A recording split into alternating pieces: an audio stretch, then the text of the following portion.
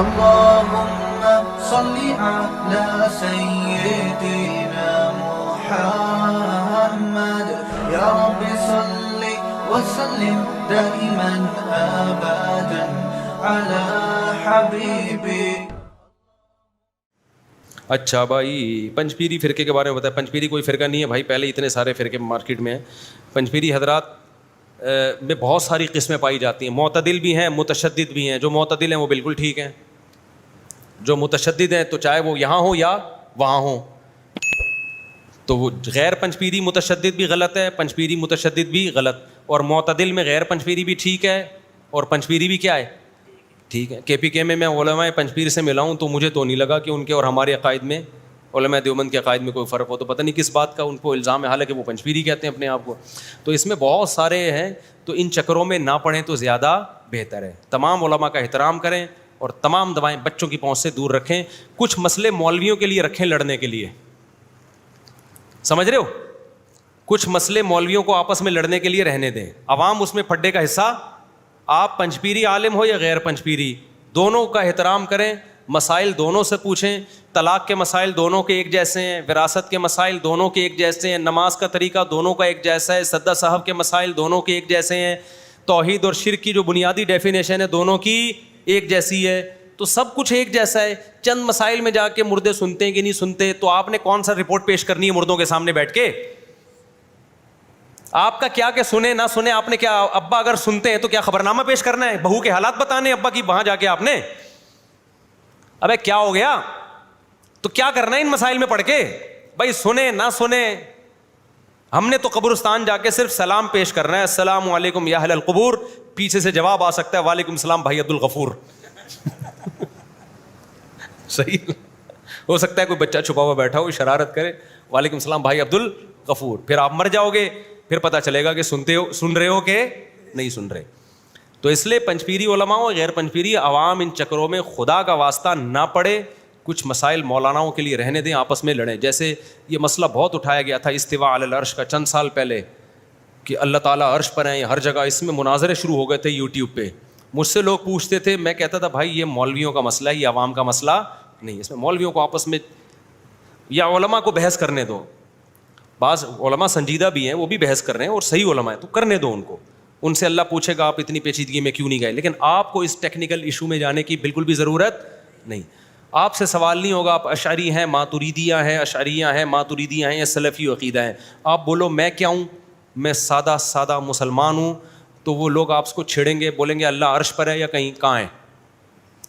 تو آپ بولو بھائی نبی صلی اللہ علیہ وسلم سے نے ایک باندی سے پوچھا تھا اللہ کہاں ہے, اس نے انگلی آسمان کی طرف اٹھائی, اس نے بولا فی السما, فی بمانا اعلیٰ ہے, آسمانوں میں ہے. تو مجھ سے کوئی پوچھے گا میں کیا بولوں گا, آسمانوں میں. تو پھر آپ سے پوچھیں گے اس کا مطلب کیا ہے, تو آپ بولو نبی نے اس باندی سے نہیں پوچھا کہ اس کا مطلب کیا ہے. تو آپ بھی مجھ سے نہ پوچھیں اس کا مطلب کیا ہے. نہ اس باندی کو مطلب پتہ تھا, نہ مجھے مطلب پتہ ہے. کیا خیال ہے, بس ہم سے کوئی پوچھے گا اللہ میاں کہاں ہیں, بولیں گے بھائی کہاں ہیں, اوپر ہیں, بس اس حدیث کی روشنی میں. اتنا ہمارے لیے آخرت میں چترول لگنے سے بچنے کے لیے اتنا کہہ دینا کیا ہے کافی. آگے ڈیپ میں جائیں گے کہ جہت لازم آ رہی ہے, مکان لازم آ رہا ہے, بولیں بھائی نبی نے باندی سے پوچھا ہی نہیں کہ اس کا مطلب کیا ہے, تو آپ مجھ سے کیوں پوچھ رہے ہو مولوی صاحب, آپ قرآن و سنت کی مخالفت کر رہے ہو, مت پوچھو مجھ سے. پھر ہو سکتا ہے وہ مولوی صاحب آگے دلیل پیش کریں کہ بھائی قرآن تو کہہ رہا ہے وَهُوَ مَعَكُمْ أَيْنَمَا كُنْتُمْ, تم جہاں بھی ہو اللہ تمہارے ساتھ ہے. تو آپ بولیں گے بھائی اللہ نے حضرت موسیٰ علیہ السلام کو کیا کہا, اِنَّنِي مَعَكُمَا أَسْمَعُ وَأَرَىٰ, اے موسیٰ اور ہارون فرعون کے پاس جاؤ. حضرت موسیٰ ہارون گھبرانے لگے, اللہ وہ تو ہمیں سزا دے گا.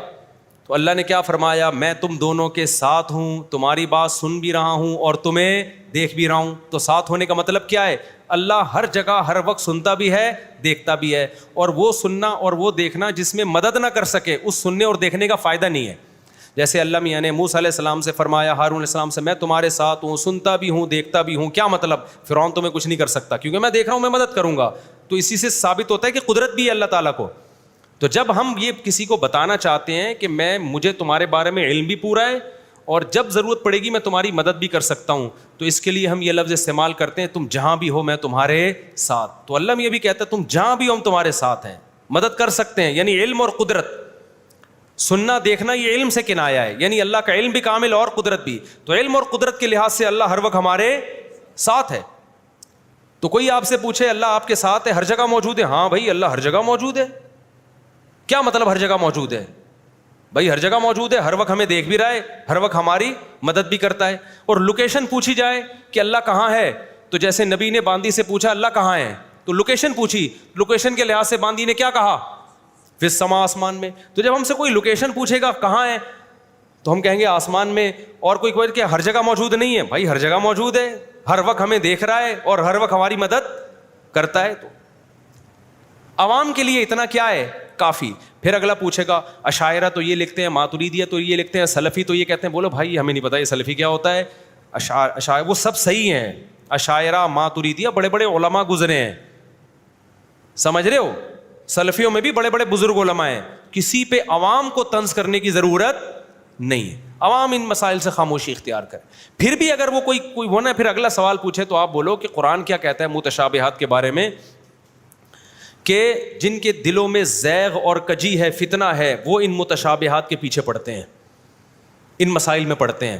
تو آپ کیوں بار بار ایک ہی چیز کے بارے میں سوال پوچھ رہے ہو؟ سمجھتے ہو کہ نہیں سمجھتے؟ تو بس بولو بحث ختم کرو. پھر اس بحث میں پڑھو ہی نہیں. آپ کہہ سکتے ہو مجھ سے صاحب آپ کیوں پڑھے ہیں؟ میں تو بہت عرصے کے بعد پڑھا ہوں اور اب دوبارہ بھی نہیں پڑھوں گا کئی سالوں تک، کیونکہ جس چیز کو بار بار ریپیٹ کیا جائے نا تو وہی فتنہ بن جاتا ہے. تو بس اتنا عوام کے لیے کافی ہے. باقی کسی عالم کو برا بلا مت کہو. علماء کی جو آپس میں بحثیں ہو رہی ہیں ہونے دو ان کو. آپ علماء کی اصلاح نہیں کر سکتے.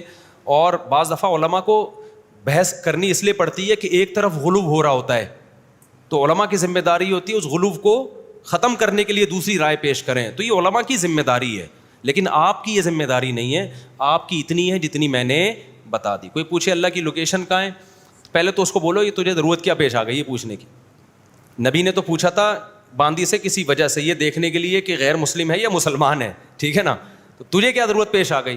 پھر بھی کوئی بہت زیادہ اس کو مسئلہ ہو رہا ہے، گھر میں بیوی سے جھگڑا ہوا ہے اس کا. بعض دفعہ ہوتا ہے تو آدمی کے گھر میں کوئی سن نہیں رہا ہوتا تو کہتا ہے چلو باہر آ کے کچھ کرتے ہیں. پوچھے اللہ کہاں ہے، بول دو بھائی آسمان میں. تو کیا ہر جگہ موجود نہیں ہے؟ تو کہہ رہے ہم نے کہا ہر جگہ موجود نہیں ہے بھائی، اللہ تو ہر جگہ ہے. ہاں ہمیں دیکھ رہا ہے اور ہمیں ہر وقت سن رہا ہے، اور ہم جہاں کہیں گے اللہ وہاں ہے. سمجھتے ہو کہ نہیں سمجھتے؟ اتنی بات کرو اور پتلی گلی سے نکل لو.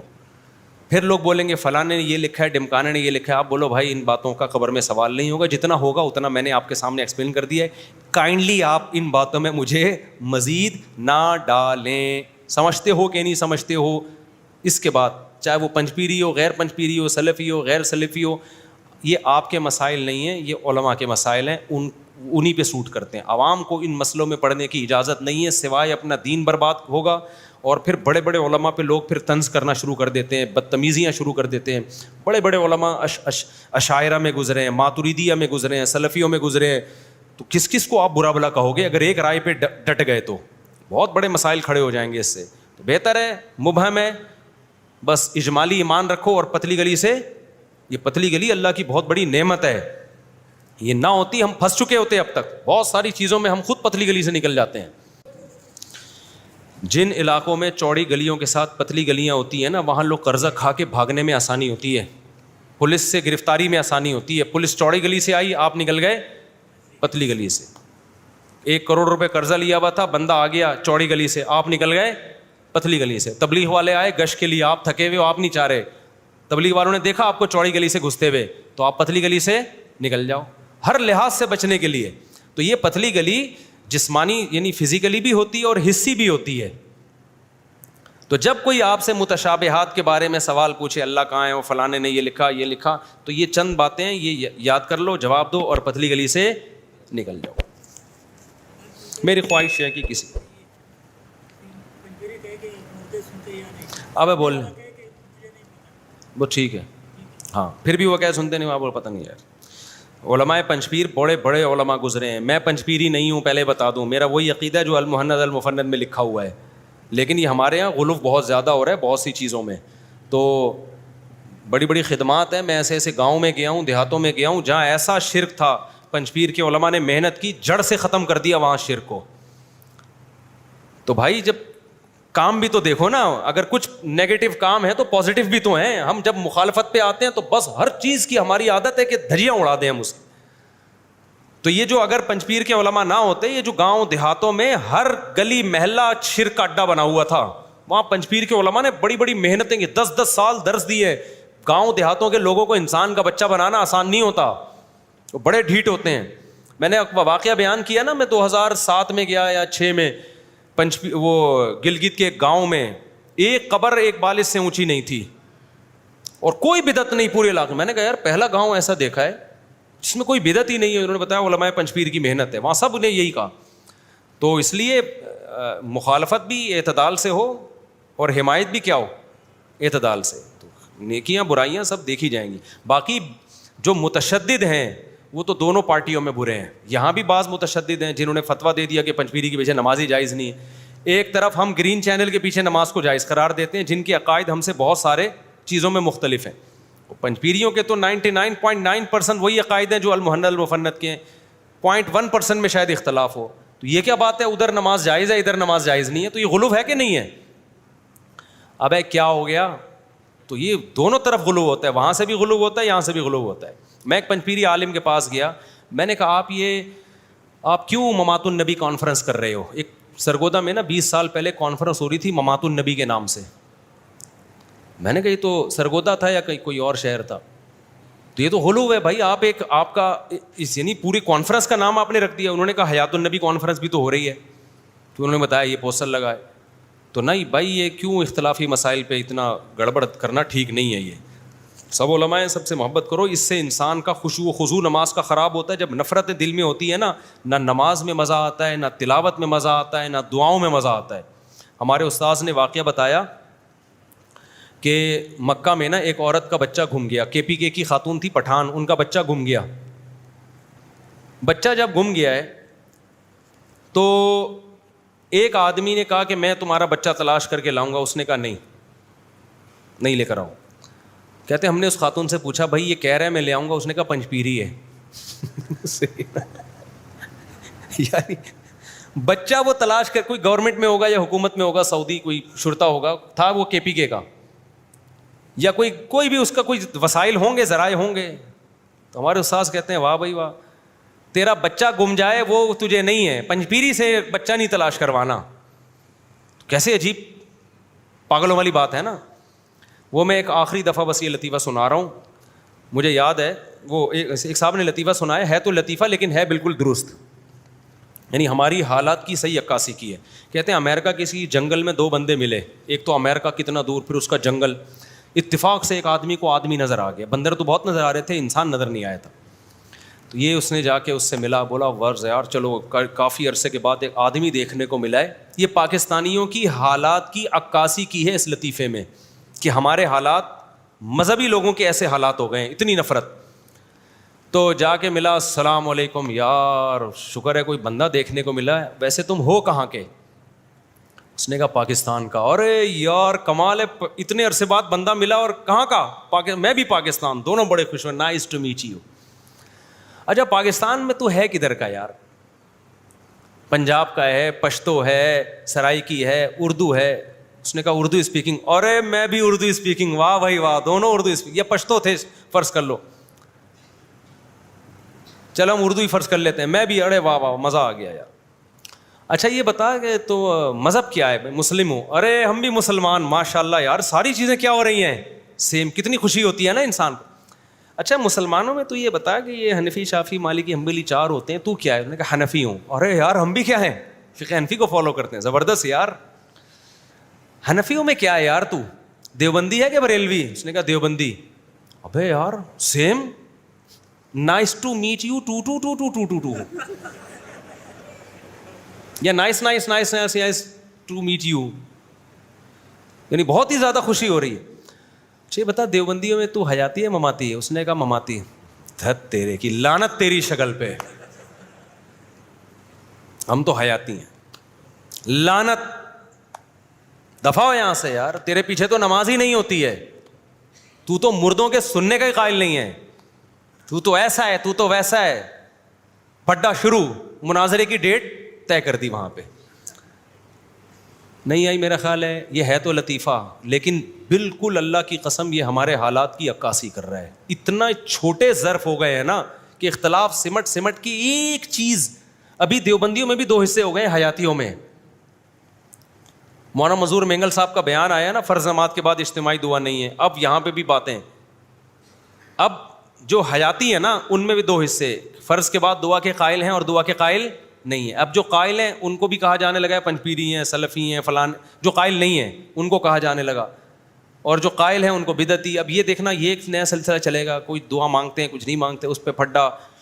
تو براڈ مائنڈیڈ بن جاؤ بھائی. ہمارے بنیادی اصول کیا ہیں؟ ہم سب ایک خدا کو ماننے والے ہیں, ختم نبوت کے ہم قائل ہیں, عقیدہ تقدیر کو, جو ایمان مفصل ایمان مجمل ہے نا بس وہ کافی ہے صحت کے لیے. وہ کیا ہے؟ جب غیر مسلم اسلام قبول کرتا ہے تو اس وقت جو عقائد اس کی زبان سے اناؤنس کروائے جاتے ہیں وہ اسلام کے بیسک عقائد ہیں. جب میرے ہاتھ پہ بھی کئی لوگ الحمدللہ مسلمان ہوئے ہیں. ابھی تو ایسا ہوا, اس دن میں بیان کے لیے آیا تھا نا تو 5 منٹ باقی تھے عشاء کی نماز میں. عثمان بھائی نے بتایا کہ ہندو مسلمان ہونا چاہتا ہے, وہ سندھ میں ہے اور آپ سے رابطہ کر رہا ہے, تو اس کو میں نے ٹائم دے دیا اتوار کا, وہ آ جائے اور آپ کے ہاتھ میں مسلمان ہو جائے. 5 منٹ باقی تھے نماز میں. میں نے کہا یار وہ اس وقت تک پتہ نہیں زندہ رہے گا کہ نہیں رہے گا. اگر وہ مر گیا تو کفر پہ موت ہوگی, تو میرا بھی ضمیر کیا ہوگا؟ موت زندگی کا کوئی بھروسہ نہیں ہے. اچھا پھر یہ باتیں کرتے کرتے نماز میں 2 یا 3 منٹ رہ گئے. پھر ہم نے یہ فیصلہ کیا کہ نماز پڑھ کے میں اس کو, ہم فون کرتے ہیں, فون پہ کلمہ پڑھا دیتے ہیں, باقی پھر بلا کے الگ سے دوبارہ پڑھوا دیں گے کلمہ, لیکن فی الحال تو اس کو کلمہ پڑھا کے اسلام میں داخل کریں نا. تو ہم نے یہ طے کیا نماز کے بعد. پھر میں نے کہا نہیں یہ رسک بھی میں بولو نہیں لے سکتا, یہ رسک بھی میں لے سکتا. میں مر گیا تو حل ہے اس کے پاس, بہت سے دوسرے علماء ہیں. وہ مر گیا تو کیا ہو گیا, کیا ہوگا بھائی, اتنا بھی نہیں, کچھ پتہ نہیں ہے, سیکنڈوں میں مرتے ہیں لوگ. نماز میں 2 منٹ باقی تھے, ہم نے فون ملایا اس کو, میں نے پورا کلمہ پڑھا کے میں نے پورا اسلام میں داخل کیا. تو پھر اب تسلی ہو گئی. پھر اس کو بتا دیا نماز پڑھو یہ, پھر میں نے عثمان کے ذمہ لگا دیا باقی چیزیں اس کو سمجھا دینا بھائی, اب نماز کا ٹائم ہو رہا ہے, پورا تھوڑی ابھی ہم نے اس کو کوئی جنت الفردوس میں پہنچانا ہے. ٹھیک. تو پھر نماز کے بعد اس کو سکھا دیا بھائی یہ پڑھنا ہے, یہ کرنا ہے وغیرہ وغیرہ. تو ٹائم دیا ہوا ہے, وہ دوبارہ آئے گا. تو ایسے بہت سے لوگ اللہ کا شکر ہے مسلمان ہوتے ہیں, تو اس وقت ہم جو ان کو عقیدے سکھاتے ہیں نا وہ اسلام کے بیسک عقائد ہیں. اس وقت میں نے تو اس کو نہیں بتایا کہ اللہ میاں یوں ہے تو فلانا ہے, تو پھر قبر میں مردے, وہ کہے گا یہ کیا ہو رہا ہے بھائی, کون سن رہا ہے, ٹھیک, پوری رپورٹیں پیش کر رہے ہو. تو بیسک عقیدے بس, اس سے آگے پھر ہیں, میں نہیں کہہ رہا اس میں, لیکن وہ علماء کی کام ہے, علماء کو جانے دو, وہ علماء کے لیے ضروری بھی ہے. وہ ڈیپتھ میں جائیں گے علماء کے. دیکھو ڈاکٹر پڑھتا ہے تو بہت کچھ پڑھتا ہے نا, عوام کو سارا پڑھاوا تھوڑی لے آتا ہے. اب دیکھو آپ کے سر میں درد تھا, آپ ڈاکٹر کے پاس گئے, اب ڈاکٹر پوری رپورٹ پیش کر رہا ہے, کیونکہ میں نے میڈیکل سائنس میں 4 سال پڑھا ہے, سر میں درد کے یہ اسباب ہوتے ہیں, ایکچولی یوں بھی ہوتا ہے یوں بھی ہوتا ہے. آپ کے سر میں درد کم ہونے کے بجائے بڑھ جائے گا. آپ بولے گا ڈاکٹر صاحب سیدھی سادھی بات کرو, میں نے کیا کرنا ہے؟ ڈاکٹر کہے گا 2 گولی پیناڈول کھا اور پتلی گلی سے نکل. پھر بھی آرام نہ ہے, یہ ٹیکا ٹھوکے گا, جا بھائی. تو ڈاکٹر تو پڑھے گا, ڈیپتھ میں جائے گا, گہرائی میں جائے گا, عوام کو وہ باتیں بتائے گا جو عوام کے فائدے کی. عوام کو بتائے گا بھائی سر میں درد ہے 2 گولی پیناڈول, پھر بھی آرام نہیں آ رہا تو پھر کوئی ٹیکنیکل ایشو ہے, پھر کیڑوں کی دوا کھلائے گا آپ کو. ہو سکتا ہے, یعنی بہت سے ہوتا ہے, یعنی پیٹ میں کیڑے ہیں جس کی وجہ سے صحت نہیں ہو رہی تو پھر سر میں درد ہو رہا ہے. غلط مت سوچا کرو. تو عوام, علماء تو پڑھتے ہیں, ان کو پڑھنے دو, عوام کے لیے اتنا کافی ہے. اسی سے میں یہ بھی بتا دوں, لوگ میرے بارے میں تبصرہ کرتے ہیں مفتی صاحب ایک وائز آدمی ہے, علمی شخصیت بالکل بھی نہیں ہے, کیونکہ میرے بیان انہیں شادیوں پہ سنے ہوتے ہیں اور ان چیزوں پہ سنے ہوتے ہیں, تو کہتے ہیں علم بالکل بھی نہیں ہے. میں نہیں کہہ رہا میں بہت بڑا علامہ ہوں, لیکن آپ عوام میں جو ہمارے بیانات ہوتے ہیں نا, ان کو دیکھ کے کسی کے علم کو نہیں تولا جا سکتا. عوام میں جب کتنا ہی بڑا عالم ہو, وہ بات کرے گا تو عوام کے مینٹل لیول کے حساب سے بات کرے گا, اور ان چیزوں کی بات کرے گا جس کی عوام کو ضرورت ہے.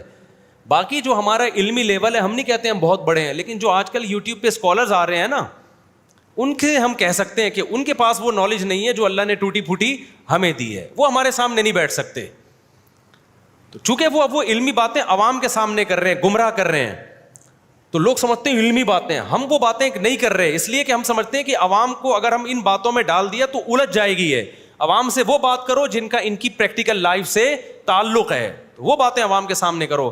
اس سے لوگ یہ تجزیہ کرتے کہ ان کے پاس نالج نہیں ہے. بھائی ہمارا جب مدرسوں میں لیکچر ہوتا ہے وہ الگ اسٹائل میں ہوتا ہے, عوام میں لیکچر ہوتا ہے وہ الگ. کبھی آپ اصول فقہ آ کے ہم سے پڑھو مدرسوں میں, اصول فقہ پڑھو آپ, تو آپ کو انشاءاللہ پتہ چلے گا. میں یہ نہیں کہہ رہا آپ کہو گے مفتی صاحب بہت پہنچے ہوئے ہیں, آپ یہ کہو گے جتنا ہم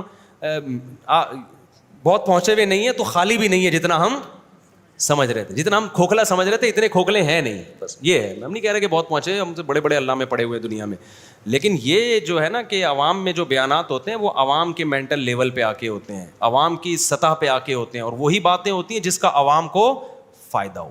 سمجھتا ہے کہ نہیں سمجھتا ہے. کافی ہو گیا بس.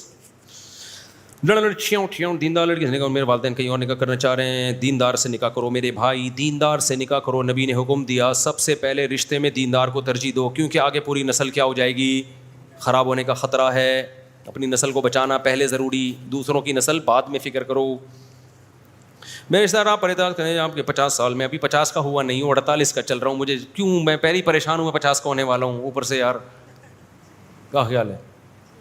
49 میں لگا ہوا ہوں, ابھی ہونے آؤں گا جنوری میں 49 کا ہو جاؤں گا میں, سمجھتے ہو, تو پہلے ہی 50 کا کر دیا یار. مفتی صاحب ہو گیا. میرا کزن ہر ایک وہ اپنی زوجہ کو پردہ کرواتا ہے اور کسی مخلوط دعوت میں نہیں لے کے جاتا. رشتہ دار کہتے ہیں تو ظلم ہے, ہر کسی کا دل چاہتا ہے خوشی غمی میں مخلوط دعوت میں بیوی کو نہ لے کے جائیں. یہ آخری سوال ہے, اس کے بعد بند, بس مزید نہیں کوئی سوال آئے گا. یہ اہم سوال ہے, مخلوط دعوت میں بیوی کو نہ لے کے جائیں, جائز نہیں ہے. جہاں مکس گیدرنگ ہو, مرد لڑکے, خاص طور پہ شادیوں میں تو بہت ہی بےہودگی, کیونکہ لڑکیاں بڑے ادھورے لباس میں ہوتی ہیں اور لڑکے فل ٹھڑک کی پیک پہ پہنچے ہوئے ہوتے ہیں, سمجھ رہے ہو. اس میں اپنی بیویوں کو, بیٹیوں کو, بہنوں کو لے کے جانا یہ صحیح بےغیرتی ہے. جب بےغیرتی پہ سمجھوتا کر لو تو پھر جو مرضی کرو. تو اب کرنا کیا ہے, آپ کی بیوی کو آپ نے پردہ کرایا یا اس نے اپنے شوق سے پردہ کیا, تو یہ بات تو درست ہے کہ بہت ساری انٹرٹینمنٹ کی چیزوں سے آپ کی بیوی محروم ہو جائے گی. اس کا پھر تلافی کرو آپ.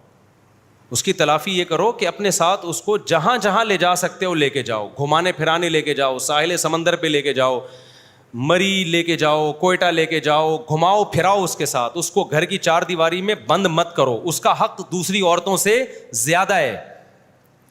دیکھو جو شراب نہیں پی رہا, چرس نہیں پی رہا, اور اس پہ آپ اچھے مشروب پہ بھی پابندی لگا دو تو پھر چرس پہ آئے گا وہ, ڈائریکٹ شراب پہ آئے گا وہ.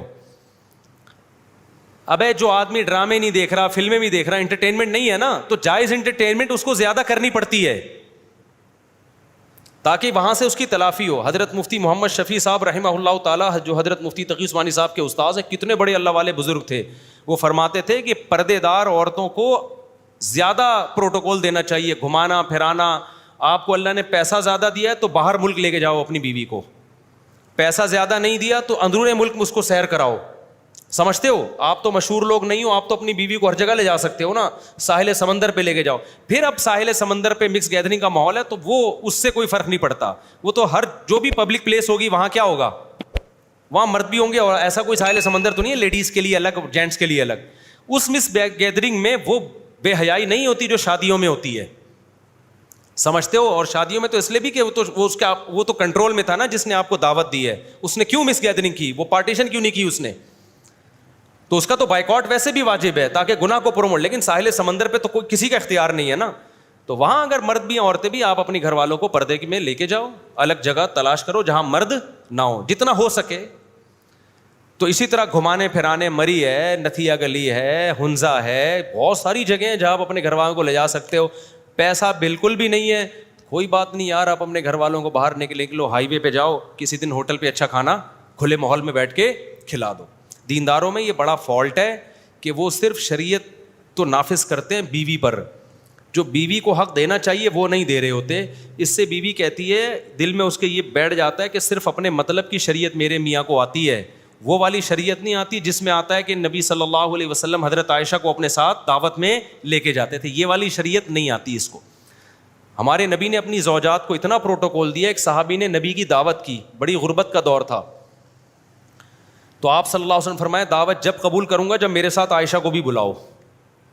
ان صحابی نے کہا پھر دعوت نہیں ہے, کیونکہ وہ بیچارے غریب تھے, اتنا نہیں افورڈ کر سکتے کہ 2 بندوں کا کھانا رکھیں. تو نبی نے بھی منع کر دیا, بھائی میری زوجہ کو بھی ساتھ میں انوائٹ کرو گے تو آؤں گا ورنہ نہیں آؤں گا. ان صحابی نے کچھ وقت کے بعد, صحیح حدیث ہے, دوبارہ دعوت کی, یا رسول اللہ آپ کی دعوت میرے گھر پہ. آپ نے فرمایا عائشہ کو بھی بلاؤ گے تو پھر آؤں گا. انہوں نے کہا نہیں یہ نہیں ہو سکتا. پھر آپ نے فرمایا جاؤ ہم بھی نہیں آ رہے. تیسری دفعہ پھر انہوں نے دعوت کی, آپ نے فرمایا عائشہ کو بھی بلاؤ. فرمایا ہاں دونوں آ جائیں. تو عورت جب دیکھتی ہے نا میرا میاں پردہ نماز میں تو بڑا سخت ہے, پردہ کیا کرو بیگم, نماز پیا کرو بیگم, اور شوہر کی خدمت اسلام میں بہت ضروری ہے. نبی نے فرمایا اگر عورت کو حکم ہوتا سردہ کرے, کسی کو اجازت ہوتی سردہ کرے تو کس کو سردہ کرنے کا حکم ہوتا؟ شوہر کو. اتنا میرا اسلام میں احکام ہے.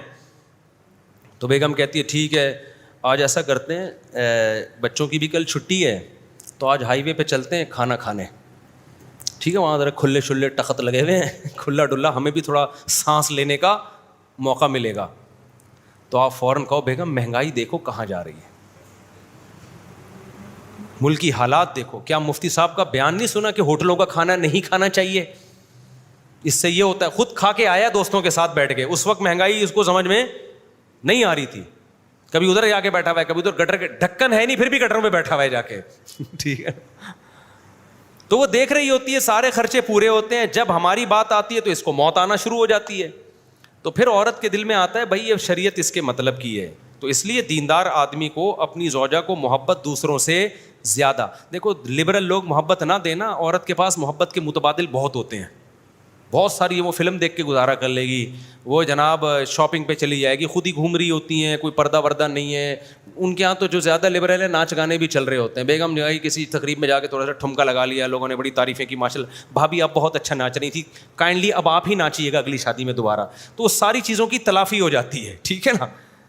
دیندار آدمی کے یہاں تو بھائی بیوی نے پردہ کرنا ہے, اپنے شوہر کے علاوہ کسی کو دیکھنا نہیں ہے, جانا ہے اپنی اماں کے گھر جا کے بیچاری ایک ہفتہ رہ کے آ جائے گی, اس کے علاوہ کہیں آنا جانا نہیں ہے, نہ اس میں فلمیں دیکھنی ہے نہ ڈرامے دیکھنی ہے. اوپر سے آپ بھی مکھنچو آ گئے تو گھر میں چنگیز خان کی طرح گھر میں آ رہے ہو, ہلاکو خان کی طرح گھر میں داخل ہو رہے ہو آپ, تو پھر یہ بغاوت پھیلتی ہے اس سے اور کچھ بھی حاصل نہیں ہوگا. تو آپ کو جو دیندار لوگ ہیں جن کی عورتیں پردہ کرتی ہیں ان کو اپنی بیگم کو پروٹوکول دوسروں سے زیادہ دینا پڑے گا. تو آپ اگر اللہ نے پیسہ دیا ہے, بعض دفعہ پیسہ نہیں ہوتا پھر بھی عورت پیچھے پڑی ہوئی ہوتی ہے, پھر وہ عورت کی غلطی ہے. ایک خاتون نے کہا نا کہ دیکھیں آپ مجھے بتائیں ہم سوئٹزرلینڈ اگر جائیں تو کتنا خرچہ ہوگا؟ اس نے کہا کوئی بھی خرچہ نہیں ہے سوئٹزرلینڈ جانے میں. اس نے کہا آپ بتائیں نا, حیرت کی بات ہے, میں سوئٹزرلینڈ کی بات کر رہی ہوں, آپ بتائیں ذرا بجٹ بتائیں کتنا خرچہ ہوگا. اس نے کہا کوئی بھی خرچہ نہیں ہوگا. تو کہا کیوں بھائی؟ اس نے کہا سوچنے پر کوئی خرچہ نہیں ہوتا. تو اب بیچارے کی اوقات انڈا موڑ جانے کی نہیں ہے, بیگم کہہ رہی ہے سوئٹزرلینڈ لے کے جاؤ, تو یہ غلط ہے. لیکن جہاں کی اوقات ہے وہاں تو لے کے جاؤ نا. تو اگر آپ کی اوقات باہر ملکوں میں اپنے بیگم کو لے جانے کی ہے تو لے کے جاؤ. سمجھتے ہو کہ نہیں سمجھتے؟ بدماشی سے لے کے جاؤ. سامنے والا کہہ رہا ہے بھائی اکیلے آؤ, بیگم کو نہیں لانا. بولا بھائی بیگم آئے گی تو میں آؤں گا ورنہ میں نہیں آ رہا. کتنا بیگم کا دل باغ باغ ہو جائے گا, میرے میاں نے سفر کیا کر دیا. اب مجھے ڈر لگتا ہے میرے گھر والے سن کے مجھے ہی نہ سنانا شروع کر دیں, اس لیے اتنے فضائل بتاؤ طارق صاحب جتنے افورڈ کر سکو. لیکن بھائی بات یہی, چاہے میں کر رہا ہوں نہیں کر رہا, لیکن شریعت تو یہی ہے نا. میں یہی بول دوں گا بیگم کو کہ بھائی کیا کریں, مجبوری ہے. دیکھو میرے لیے تو مصیبت یہ ہو گئی ہے, میں جب سے مشہور ہوا ہوں تو گھر والوں کو لے کے کہیں گھوم ہی نہیں سکتا. میں پہلے میں گھومتا تھا گھر والوں کو لے کے, میں خود لانگ ڈرائیو پہ نکلا ہوں, سب گھر والوں کو لے کے گیا ہوں, گلگت بھی لے کے گیا ہوں, چترال بھی لے کے, گلگت چترال تھوڑا زیادہ ہو گیا, جھوٹ بول ہی نہیں سکتا نا میں اسلام آباد وہ مری اور نتھیا گلی لے کے گیا اور سوات مردان لے کے گیا. میں اپنے گھر والوں کو ملیشیا بھی لے کے گیا ہوں, دبئی بھی لے کے گیا ہوں, مسقط لے کے گیا ہوں. سمجھتے عمرہ بھی ایک گھر والوں کو کرا دیا میں نے, نمبر لگاتا ہوں نا میں, تو عمرے پہ تو سب کے نمبر لگیں گے. جب میرے پاس وسائل نہیں تھے تو میں ماموں کے گھر لے جاتا تھا. مجھے یاد ہے ایک دفعہ میرے ماموں نے مجھے بولا آ جاؤ, میں نے گھر والوں کو کہا چلیں ماموں سے مل کے آتے ہیں. انہوں نے کہا چلو, ماموں کے لے گیا, پھپھو کے لے گیا. یہی ہماری اوقات تھی. کیا خیال ہے بھائی؟